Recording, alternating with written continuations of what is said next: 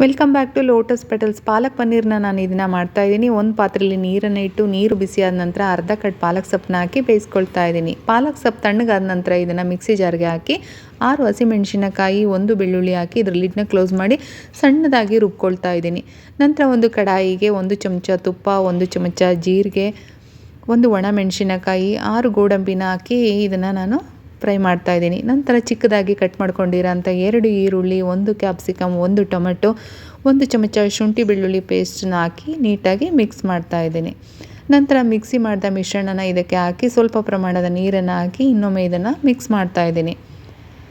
ನಂತರ ಇದಕ್ಕೆ ಗ್ರೇಟೆಡ್ ಪನ್ನೀರನ್ನ ಹಾಕಿ ಇನ್ನೊಮ್ಮೆ ಇದನ್ನು ಮಿಕ್ಸ್ ಮಾಡ್ತಾಯಿದ್ದೀನಿ. ನಂತರ ಚಿಟಿಕೆ ಅರಿಶಿಣ, 1 ಚಮಚ ಖಾರದ ಪುಡಿ, 1 ಚಮಚ ಧನಿಯಾ, 1 ಚಮಚ ಗರಂ ಮಸಾಲ, ಚಿಕ್ಕದಾಗಿ ಕಟ್ ಮಾಡ್ಕೊಂಡಿರೋಂಥ ಪನ್ನೀರನ್ನ ಇದಕ್ಕೆ ನಾನು ಹಾಕ್ತಾಯಿದ್ದೀನಿ. ನಂತರ ರುಚಿಗೆ ತಕ್ಕಷ್ಟು ಉಪ್ಪು, ಕಸೂರಿ ಮೇಥಿನ ಹಾಕಿ ಇದ್ರ ಲಿಡ್ನ ಕ್ಲೋಸ್ ಮಾಡಿ 1 ನಿಮಿಷದ ನಂತರ ಸರ್ವಿಂಗ್ ಬೌಲ್ಗೆ ಇದನ್ನು ಸರ್ವ್ ಮಾಡ್ತಾಯಿದ್ದೀನಿ. ರುಚಿಕರವಾದ ಪಾಲಕ್ ಪನ್ನೀರ್ ರೆಡಿಯಾಗಿದೆ. Thank you.